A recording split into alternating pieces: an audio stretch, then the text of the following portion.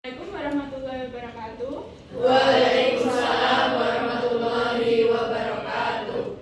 Sebelumnya perkenalkan, nama saya Anissa Nur Sabrina dengan NIM 244202036. Di sini saya akan menjadi moderator untuk presentasi pada siang hari ini. Sebelumnya, penyaji dari kelompok 5 dan pembahas dari kelompok 3 sudah siap? Siap. Untuk penyaji dimohon memperkenalkan diri.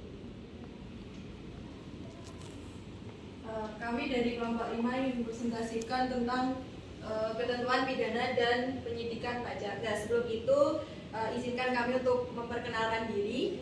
Saya Amanda Cornelia Febisyana dengan NIM 244202033. Saya Latifah Dian Kusuma dengan NIM 244202050. Saya Devi Indra Madani dengan NIM 244202042. Saya Rito Saifullah dengan NIM 244202057. Saya Navalia Dewi Safitri dengan NIM 244202056. Saya Nindya Witana Fitri Azaria dengan NIM 244202035. Untuk kelompok pembahas, mungkin bisa memperkenalkan diri.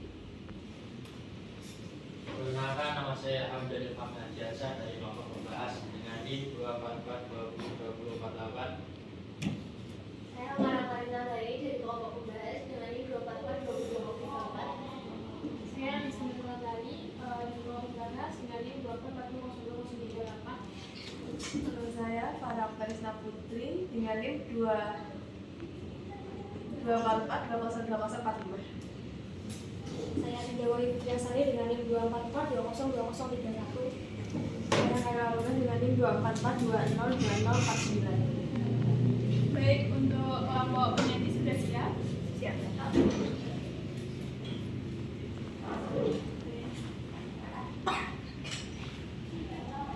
Baik, untuk materi hari ini adalah ketentuan pidana dan pidana penyidikan pajak. Untuk materi yang kita hari ini membahas mengenai ketentuan khusus, ketentuan pidana, penyidikan pajak, dan hal-hal tentang penyidikan pajak. Untuk yang pertama adalah ketentuan khusus. Ketentuan khusus adalah dalam perpajakan adalah aturan-aturan yang mengatur hal-hal tertentu dalam sistem pajak yang lebih rinci dan spesifik. Aturan ini berbeda dari peraturan umum yang berlaku untuk semua orang atau badan usaha. Nah, biasanya ketentuan khusus ini mengatur pajak yang berlaku untuk jenis tertentu atau kelompok tertentu. Nah, untuk sebagai contoh di sini ada subjek pajak. Subjek pajak adalah orang atau badan yang wajib membayar pajak. Nah, hal ini mencakup adalah warga negara Indonesia dan warga negara asing yang tinggal di Indonesia lebih dari 183 hari dalam setahun, atau yang mendapatkan penghasilan dari Indonesia wajib membayar pajak di Indonesia. Nah, untuk selanjutnya ada badan usaha. Badan usaha seperti perusahaan yang beroperasi di Indonesia juga wajib membayar pajak atas penghasilan yang mereka dapatkan di Indonesia. Untuk yang selanjutnya ada objek pajak. Objek pajak sendiri adalah segala sesuatu yang dikenakan pajak. Ada beberapa jenis yang umum dikenakan pajak, yaitu ada pajak penghasilan atau PPH, pajak atas penghasilan yang diterima seperti gaji atau keuntungan usaha. Yang kedua ada pajak pertambahan nilai atau PPN. Pajak ini yaitu adalah pajak yang dikenakan saat membeli barang atau jasa, biasanya dengan tarif umumnya 10%. Untuk yang selanjutnya ada pajak bumi dan bangunan atau PBB. Pajak yang dikenakan kepada pemilik tanah atau bangunan berdasarkan nilai properti. Untuk yang selanjutnya ada bea materai. Bea materai sendiri adalah pajak yang dikenakan pada dokumen-dokumen tertentu seperti kontrak atau perjanjian. Untuk ketentuan selanjutnya adalah tarif pajak. Tarif pajak adalah beberapa batasan pajak yang harus dibayar. Setiap jenis pajak memiliki tarif yang berbeda-beda. Contohnya PPH orang pribadi. Pajak ini dihitung berdasarkan penghasilan dengan tarif progresif mulai dari 5% hingga 30%. Yang selanjutnya ada PPH badan. PPH badan, pajak untuk badan usaha biasanya sebesar 22%. Untuk PPN, tarif umumnya 10%, meskipun ada barang jasa yang dikenakan tarif khusus atau dikecualikan. Yang selanjutnya adalah penghitungan dan pelaporan pajak. pajak adalah setiap jenis pajak dihitung dengan cara berbeda. Pajak penghasilan atau PPh dihitung dari penghasilan setelah dikurangi biaya-biaya yang sah. Pajak pertambahan nilai PPN dihitung dari selisih pajak yang dibayar dan yang dipungut. Yang selanjutnya adalah pelaporan pajak. Nah, wajib pajak ini harus melaporkan pajak yang terutang melalui surat pemberitahuan atau SPT sesuai dengan waktu yang ditentukan oleh pemerintah. Yang selanjutnya adalah sanksi pajak. Merujuk pada aturan yang mengatur jenis dan besarnya sanksi yang dikenakan kepada wajib pajak yang tidak memenuhi kewajiban perpajakan seperti keterlambatan pembayaran atau pelaporan pajak. Nah, beberapa ketentuan khusus yang berlaku adalah yang pertama ada sanksi administratif, yaitu denda keterlambatan dan bunga atas pembayaran atau pelaporan pajak yang terlambat. Yang kedua ada sanksi pidana. Nah, ini biasanya penjara atau denda bagi yang terbukti melakukan penggelapan pajak atau penyalahgunaan faktur pajak. Yang ketiga adalah pembatalan fasilitas pajak. Fasilitas pajak dapat dicabut jika wajib pajak tidak memenuhi kewajiban perpajakan seperti terlambat membayar atau melaporkan pajak yang bisa mengakibatkan hilangnya insentif dan sanksi. Yang terakhir adalah sanksi untuk pelaporan salah. Maksudnya adalah denda atau koreksi pajak jika laporan pajak tidak akurat. Baik, untuk materi selanjutnya akan dibahas oleh teman saya, Devi. Silakan. Baik, terima kasih atas kesempatannya. Di sini saya akan menjelaskan mengenai apa itu ketentuan pidana. Next, Kak. Jadi pengertian dari ketentuan pidana dalam perpajakan sendiri adalah suatu peraturan di mana peraturan ini dimaksudkan untuk dapat mengatur segala tindak pidana perpajakan dan sanksinya. Dan tindak pidana pajak sendiri dapat diartikan sebagai sebuah pelanggaran ataupun kejahatan yang dilakukan baik oleh wajib pajak ataupun pihak lainnya untuk menghindari kewajiban perpajakan. Menegakkan hukum di bidang perpajakan yang biasanya dilakukan oleh pejabat pajak ini dimaksudkan untuk dapat menjamin supaya wajib pajak ataupun calon wajib pajak mematuhi ketentuan undang-undang perpajakan seperti dalam penyampaian laporan surat pemberitahuan tahunan pajak, surat pemberitahuan masa pajak, laporan pembukuan, dan pembayaran beban pajak tepat waktu. Ketentuan pidana perpajakan sendiri diatur dalam Undang-Undang Nomor 28 Tahun 2007 tentang perubahan ketiga atas Undang-Undang Nomor 6 Tahun 1983 tentang ketentuan umum dan tata cara perpajakan. Dan pada bab 8 ketentuan pidana dalam undang-undang ini mengatur terkait tindak pidana perpajakan. Next adalah unsur-unsur tindak pidana dalam perpajakan. Beberapa kejahatan itu dapat dikatakan sebagai tindak pidana dalam perpajakan apabila memenuhi beberapa unsur-unsur berikut ini. Unsur yang pertama adalah unsur subjek, yaitu pelaku tindak pidana perpajakan yang biasanya disebut sebagai setiap orang, termasuk wakil, kuasa, pegawai dari wajib pajak ataupun pihak lain yang menyuruh melakukan, turut melakukan, yang menganjurkan atau yang membantu melakukan tindak pidana dalam bidang perpajakan. Selanjutnya adalah unsur yang kedua, unsur perbuatan, di mana perbuatan-perbuatan di bidang perpajakan yang memenuhi rumusan dalam undang-undang dan bersifat melawan hukum. Yang ketiga adalah unsur akibat, di mana dari perbuatan dan tindakan yang dilarang tersebut pastinya akan menyebabkan sebuah akibat yang biasanya berupa timbulnya kerugian pada pendapatan negara. Dan unsur yang terakhir adalah unsur kesalahan, di mana undang-undang perpajakan mengenal dua bentuk kesalahan, yaitu kealpaan dan kesengajaan. Baik, untuk materi selanjutnya akan dijelaskan oleh teman saya, Dido. Terima kasih atas waktu yang telah diberikan oleh Devi. Di sini saya akan menjelaskan mengenai hal yang menyebabkan ketentuan pidana. Nah, di sini yang pertama ada dianggap sebagai beban, di mana banyak pihak wajib pajak atau masyarakat umum menilai bahwa membayar pajak adalah sebuah beban dan dapat mengurangi kekayaannya. Sehingga dengan adanya anggapan ini, mereka akhirnya melakukan tindakan-tindakan yang tidak sesuai dengan undang-undang perpajakan. Yang berikutnya ada ketidakpedulian dan ketidakpercayaan wajib pajak, di mana masyarakat pada umumnya bersikap apatis atau tidak peduli dengan kewajiban pelaporan SPT pajak dan membayar beban pajak akibat kasus penyelewengan dalam pengelolaan pajak oleh oknum petugas pajak.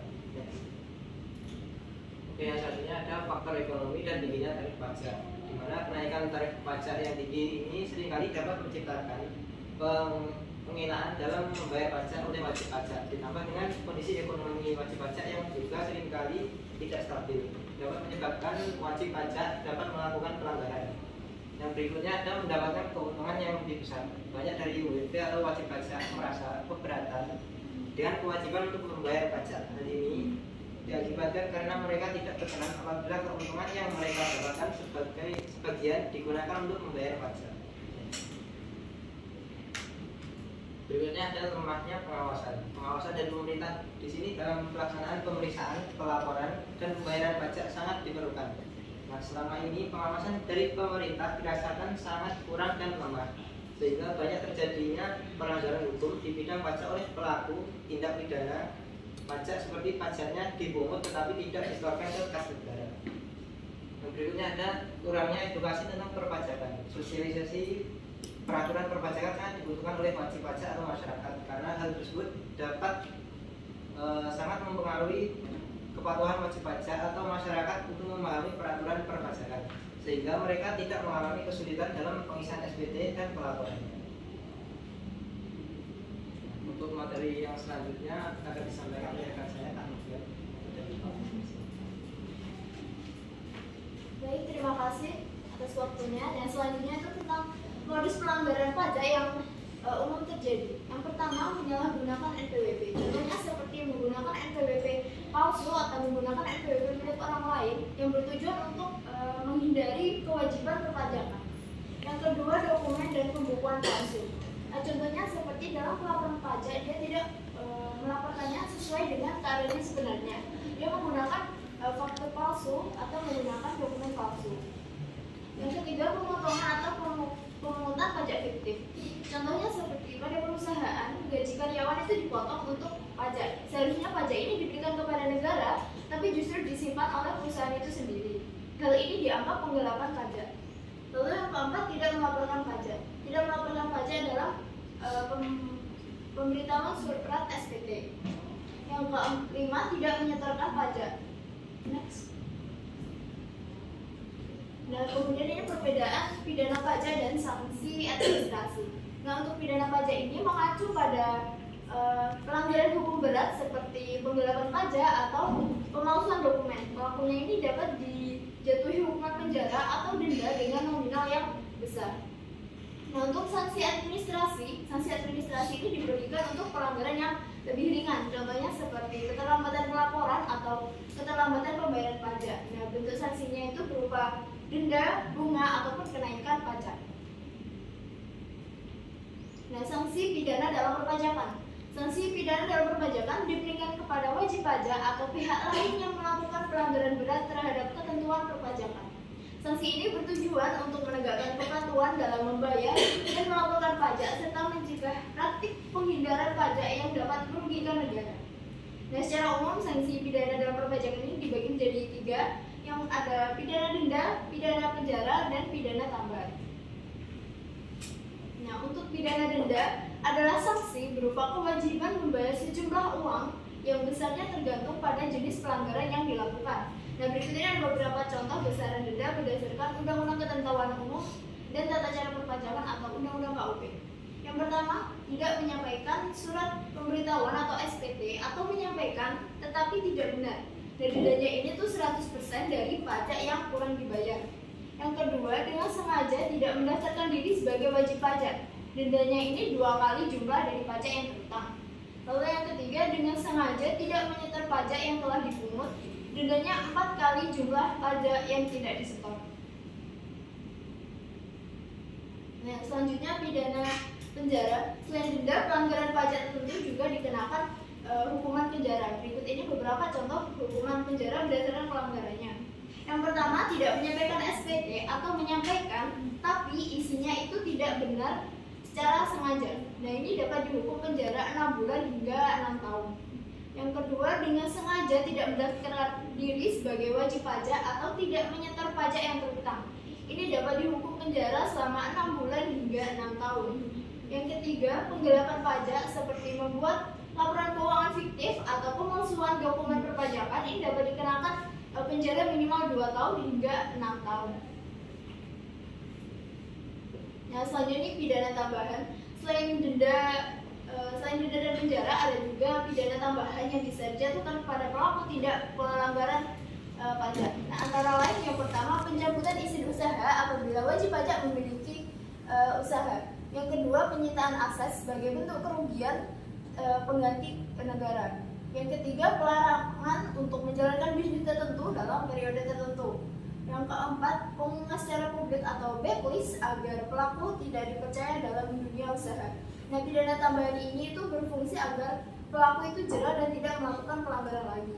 Nah, sebenarnya sanksi pidana-pidana yang sudah saya sebutkan tadi itu tidak langsung dijatuhkan. Biasanya itu DJP memberikan kesempatan kepada wajib pajak untuk melunasi pajaknya serta dendanya. Namun apabila pelanggaran itu termasuk berat dan merugikan negara secara skala besar, itu akan dilakukan hukuman pidana. Selanjutnya akan dilanjutkan oleh rekan saya, Kak Amanda. Baik, terima kasih Kak Amanda untuk kesempatannya. Selanjutnya adalah penyidikan pajak. Penyidikan pajak ini adalah salah satu cara atau salah satu langkah untuk menjaga kepatuhan perpajakan yang ada di Indonesia.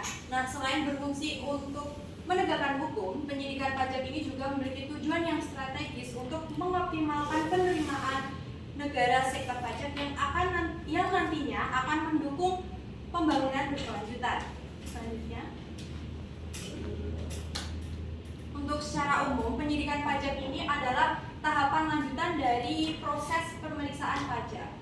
Nah, tujuan dari penyidikan ini adalah untuk mengumpulkan data-data atau bukti-bukti yang nantinya akan memastikan bahwa dugaan tindakan pidana pajak ini benar-benar terjadi atau benar-benar adanya, dan nantinya akan mengidentifikasi siapa aja sih yang terlibat di tindak pidana perpajakan ini. Nah, dengan adanya penyidikan pajak ini, dengan adanya penyidikan pajak yang efektif, diharapkan Indonesia nanti memiliki kepatuhan pajak yang terus meningkat. Nantinya akan mengurangkan atau meminimalkan praktik-praktik penyimpangan yang merugikan negara. Next. Kapan penyidikan pajak itu dilakukan? Penyidikan pajak itu dilakukan dimulai dari Direktorat Jenderal Pajak menemukan indikasi kuat adanya tindak pidana perpajakan saat pemeriksaan awal. Nah, nantinya dari Menteri Keuangan dapat menugaskan unit pemeriksaan internal untuk menginvestigasi bukti permulaan.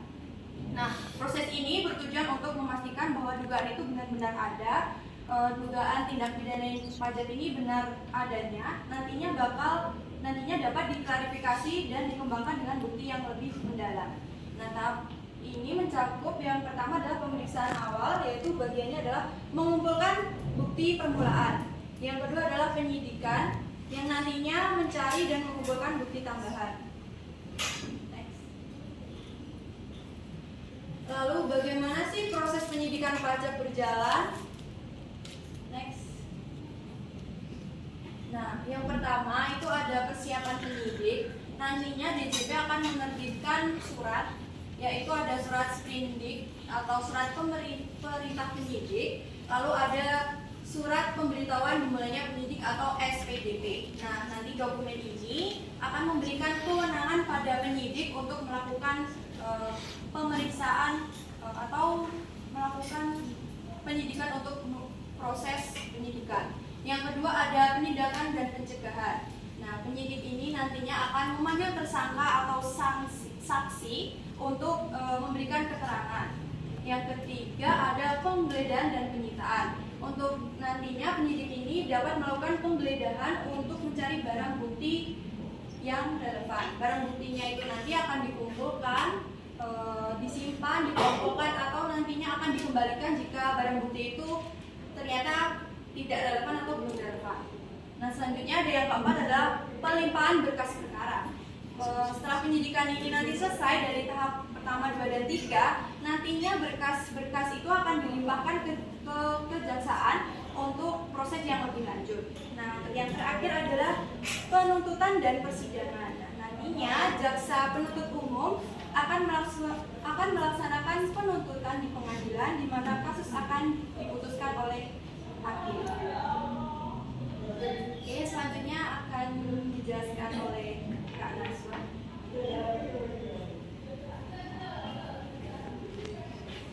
Terima kasih atas kesempatan yang sudah diberikan. Selanjutnya yaitu mengenai tugas dan wewenang penyidik. Untuk tugas utama dari penyidik ini adalah mencari dan mengumpulkan bukti. Yang tujuannya nanti agar suatu tindakan pidana perpajakan ini menjadi jelas dan akhirnya dapat ditemukan tersangkanya. Untuk wewenangnya di sini ada 11 wewenang. Nah, untuk tugas dan wewenangnya ini tentunya harus berkenaan dengan tindakan pidana perpajakan. Untuk yang pertama, menerima, mencari, mengumpulkan dan meneliti keterangan atau laporan yang berkaitan dengan tindak pidana perpajakan. Yang kedua yaitu meneliti, mencari dan mengumpulkan keterangan mengenai orang pribadi atau badan yang tentunya juga berkaitan dengan tindak pidana perpajakan. Setelah itu ada meminta keterangan dan barang bukti dari orang pribadi atau badan yang bersangkutan juga dengan tindak pidana perpajakan. Setelah itu juga ada memeriksa buku, catatan dan dokumen lain yang juga harus bersangkutan dengan tindak pidana perpajakan. Setelah itu ada melakukan penggeledahan serta melakukan penyitaan terhadap bukti. Nah, bukti yang dimaksud di sini ada bukti pembukuan, pencatatan maupun dokumen lain. Setelah itu ada meminta bantuan tenaga ahli. Nah, meminta bantuan tenaga ahli ini di sini maksudnya untuk membantu dalam proses penyidikan. Setelah itu ada melarang atau menghentikan seseorang meninggalkan ruangan atau tempat pada saat pemeriksaan. Di sini penyidik juga berwenang untuk meminta identitas orang tersebut, meminta dokumen yang dibawa ataupun memeriksa bukti-bukti yang orang tersebut bawa. Selanjutnya memotret seseorang yang tentunya berkaitan dengan tindak pidana perpajakan. Selanjutnya ada memanggil orang untuk didengar keterangannya dan diperiksa sebagai tersangka atau saksi. Ada menghentikan penyidikan dan melakukan tindakan lain untuk kelancaran penyidikan.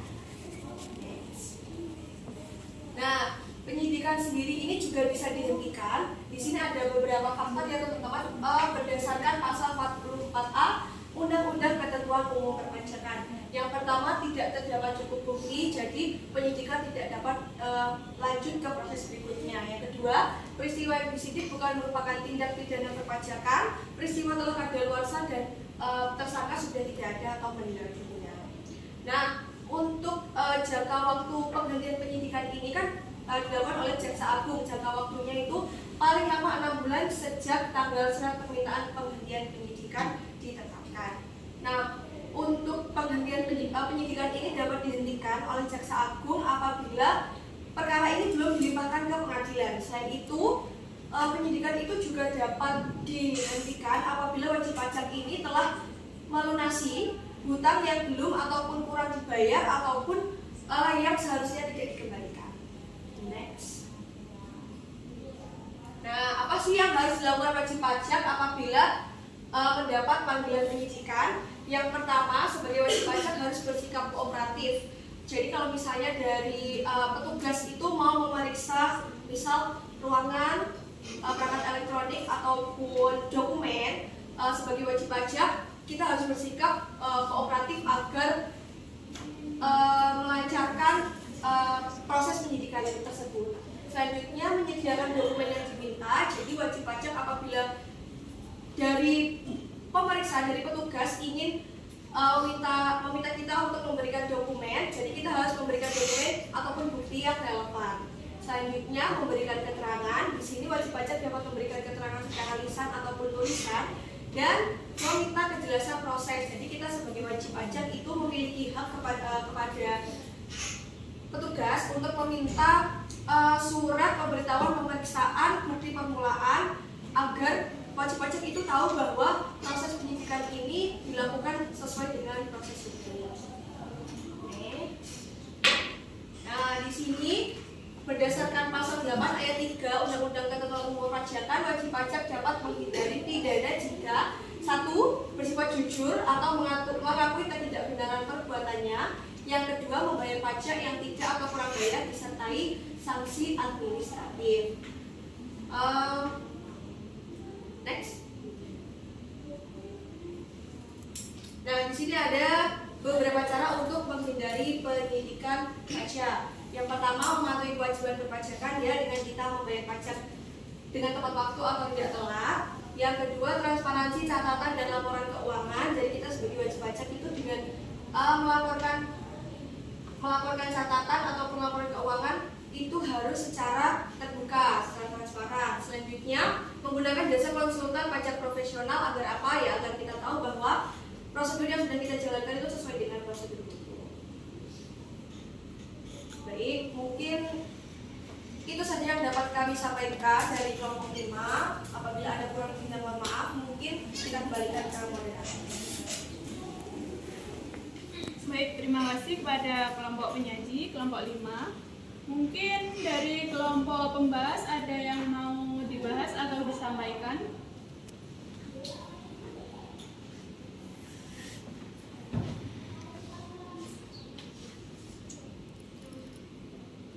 Perkenalkan, nama saya Rizka Purwantari dari 244008. Di sini saya juga hanya ingin menambahkan saja sedikit penjelasan terkait tindak pidana perpajakan. Tadi kan ingin dijelaskan itu tentang unsur pidana ya. Namun juga dapat diringkas kalau jenis pidana perpajakan itu dibagi menjadi dua, yaitu tindak pidana pelanggaran dan tindak pidana kejahatan. Untuk tindak pidana pelanggaran ini adalah sebuah tindakan yang dilakukan oleh wajib pajak karena kelalaian atau kealpaannya. Itu disebut sebagai tindak pidana pelanggaran, seperti wajib tidak menyampaikan SPT tadi dan menyampaikan SPT-nya namun tidak sesuai dengan kebenarannya. Namun untuk yang lainnya, yaitu adalah tindak pidana kejahatan, itu di mana wajib pajak ini dianggap melakukan kejahatan kewajiban perpajakannya apabila perbuatan yang dilakukan oleh wajib pajak tersebut dilakukan dengan kesengajaan atau sengaja, seperti tidak mendaftarkan diri untuk NPWP, tidak menyampaikan SPT yang dilakukan secara sengaja, atau memperlihatkan pembukuan catatannya yang palsu. Terima kasih. Baik, dari kelompok pembahas ada yang ingin ditanyakan atau ditambahkan? Perkenalkan, nama saya Adinda Wahyu Fitrasari dengan NIM 2444200131. Di sini saya hanya menambahkan sedikit dari materi ketentuan khusus. Nah, tadi kan sudah dijelaskan ada jenis pajak, objek pajak, dan sanksi administrasi lainnya. Nah, di sini saya hanya menambahkan contoh kasus dari ketentuan khusus tersebut. Nah, yang pertama itu ada pemberlakuan NIK sebagai NPWP. Nah, di materi sebelumnya, materi pertama itu bahwa NIK itu bisa dijadikan sebagai nomor NPWP. Nah, yang kedua itu kesempatan mengungkapkan ketidakbenaran SPT. Wajib pajak diberikan kesempatan untuk mengungkapkan ketidakbenaran dalam suatu pemberitahuan meskipun sudah dilakukan pemeriksaan yang merupakan bentuk perlakuan khusus untuk mendorong kepatuhan. Nah, yang ketiga itu ada penurunan sanksi. Ketentuan khusus juga mencakup penurunan besaran sanksi bagi wajib pajak yang mengajukan keberatan atau banding, memberikan insentif untuk menyelesaikan sengketa pajak secara damai. Nah, yang terakhir yaitu ada ketentuan usia untuk subjek pajak. Untuk objek pajak orang pribadi terdapat ketentuan khusus mengenai batasan usia minimal, yaitu 18 tahun yang menandakan bahwa seseorang sudah dianggap dewasa dan dapat dikenakan pajak. Hal tersebut termasuk ketentuan khusus. Sekian dari saya. Terima kasih. Terima kasih untuk kelompok pembahas. Ada yang ingin bertanya mungkin?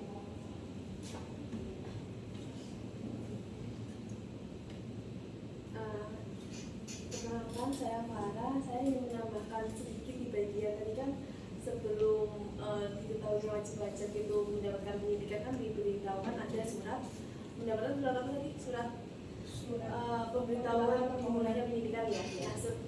Ingin menambahkan bahwasanya sebelum itu tuh ada surat perintah pendidikan yang menjadi dasar atas surat tersebut. Nah, surat perintah tersebut ada isinya juga, yaitu ada dasar penyidikan, identitas terlapor, perkara yang dilakukan penyidikan, waktu terjadinya tindak pidana, tempat terjadinya tindak pidana, dan identitas penyidik selaku pejabat pemerintah. Sekian. Terima kasih. Terima kasih untuk kelompok pembahas. Dari audiens ada yang mau menambahkan atau bertanya?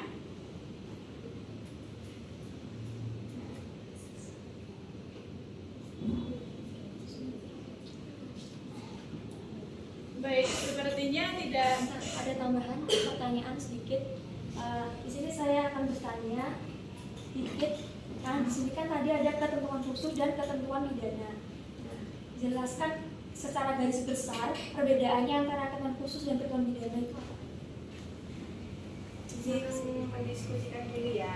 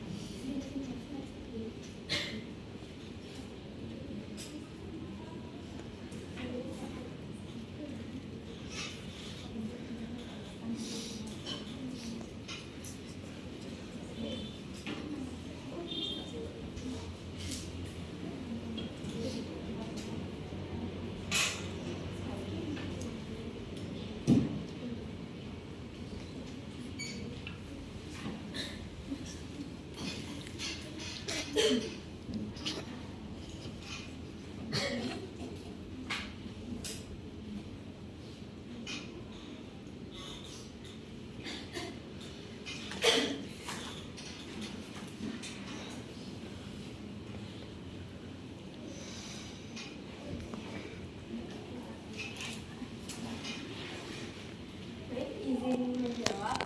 Jadi kalau ketentuan pidana itu kan ketentuan perundang-undangan yang mengatur tentang tindak pidana perpajakan dan sanksinya. Kalau misalnya di ketentuan khusus itu mengatur tentang tindak pidana dan sanksinya juga secara lebih spesifik.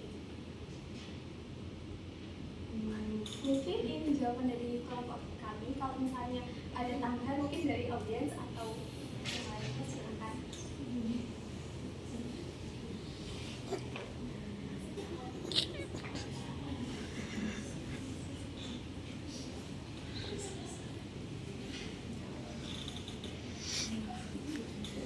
Apakah jawaban dari kelompok kami sudah tepat atau bila kurang tepat?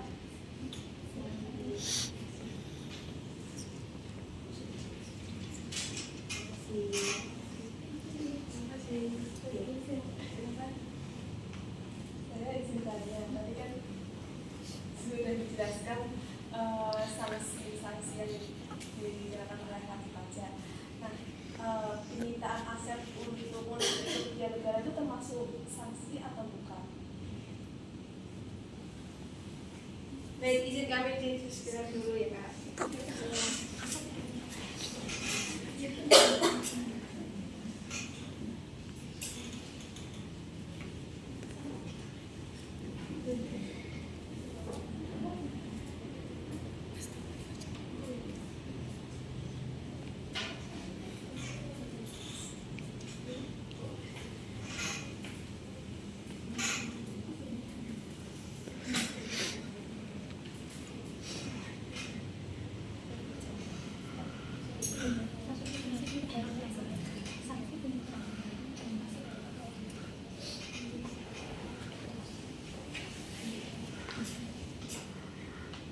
Baik, tadi pertanyaannya apakah penyitaan aset termasuk ke dalam sanksi?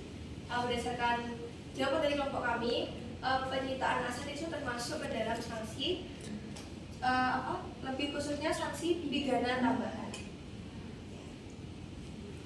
Apakah sudah menjawab? Ada yang ingin ditanyakan atau ditambahkan lagi? Baik, terima kasih untuk kelompok penyaji dan kelompok pembahas. Terima kasih juga kepada audiens yang telah mengikuti jalannya presentasi. Sekian untuk presentasi hari ini. Saya selaku moderator meminta maaf jika ada kesalahan kata maupun sikap. Wassalamualaikum warahmatullahi wabarakatuh. Waalaikumsalam warahmatullahi wabarakatuh.